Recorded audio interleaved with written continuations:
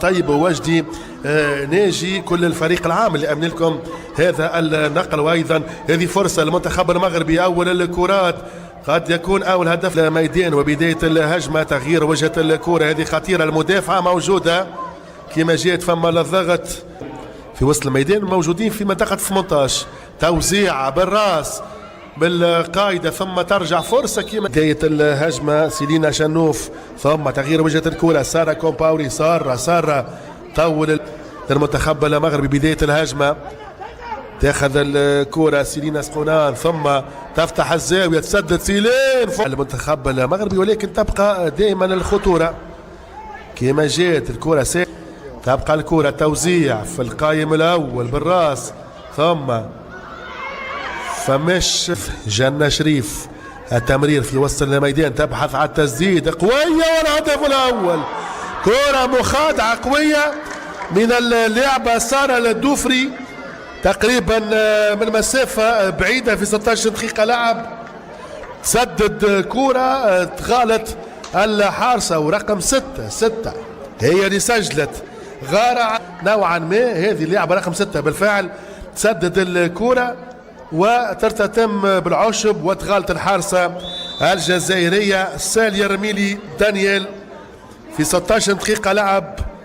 غارو عسالة تفتتح النتيجة للمنطقة، هو تكامل بين غارو عسالة وسارة الدوفري في وسط الميدان. هذه هفوة من الحارسة تسدد، هذه الدورة قبل هذه فما فرصة للمنتخب المغربي تفتح الزاوية تسدد خطيرة المنتخب المغربي، قد يكون الثاني الهدف الثاني لصالح المنتخب المغربي. سكينة مديوني في دقيقة 19 تضيف الهدف الثاني بعد عمل كبير من كينا الكومير رقم 9، وهفوة مشتركة بين الدفاع والحارسة، وفي الأخير سكينة مديوني تسجل الهدف الثاني. شوف التمرير، عمل كبير، ترويض كان ممتاز. هفوة في إرجاع الكرة من أوفا حمري يمكن معذورة نوعا ما باعتبار قرب المسافة بينها وبين المهاجمة، يعني ما عندهاش حتى خيار انه تسدد، كان من الزاوية هذيك ومن المكان هذا. الفريق الممتاز جدا الجيش الملكي المغربي يتوج باللقب. نذكروا لتصفيات في تونس كانت ونهيت في مصر، هذه كورة من أجل ليبي ديما انطلاقة المباريات الساعة 2:30 بتوقيت تونس. توزع الكرة هذه خطيرة كبير، صاحبة التمريرة تاع الهدف الثاني، فرصة للمنتخب المغربي التسديد، لا تخير التمرير تبقى لي بقية دقائق. هذه هي المواجهة نذكر في شوط أول إلى حدود دقيقة 27. هذه كرة للمنتخب المغربي تدخل خطيرة، الهدف الثالث للمنتخب المغربي. الحقيقة متميزة جدا كما قلت كينا الكومير، أما ارتباك شوف يعني هي قادت الهجمة وأنهتها في الشباك الجزائرية، ممتازة جدا. رقم 9 كل الامتياز لكينا كومير، وأيضا إيناس أبو شريف صاحبة التمريرة 3-0. هو ممتاز وممتاز جدا المنتخب المغربي. أتحدث عن منتخب أقل من 20 سنة، هذه خطيرة، هفوة الرابع كاد يكون الرابع، سجل الهدف الرابع على المنتخب المغربي. هذه الإعادة والهفوة اللي كانت من اللاعبة بيا بن سافية. غارو عسالة، غارو توزع في القائم الأول، تضرب في القائم الأيمن، فرصة تبقى للمنتخب المغربي. الحقيقة هجمات كبيرة، هذه التسديدة كاد يكون الرابع منتخبا.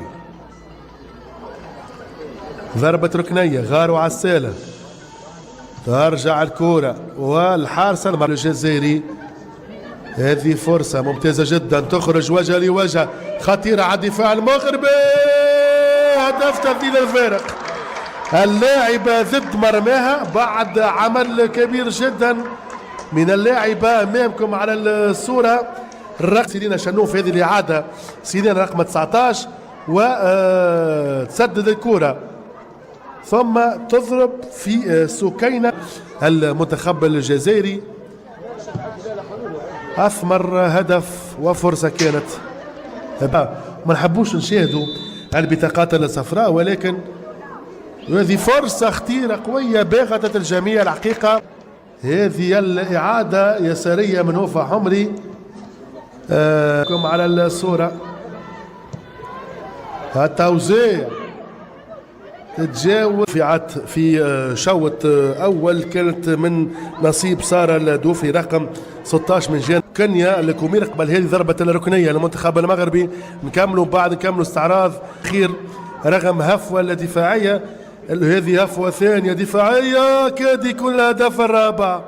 كانت الهفوة هذه لإعادة توزيعها كانت من اللاعبة سارة الدوفري نفس اللاعبة الجزائرية هناء باشان تقوم بالهفوة وفي وسط الميدان. فما الضغط المغربي فمش المخالفة ممتازة جدا على الكرة. هذه الهجمة تسدد الكرة كاد يكون الرابع ممتازة جدا. الآن سدد شوف الإعادة سدد بالساق اليسار والحارسة المرة ذي كانت ثابتة.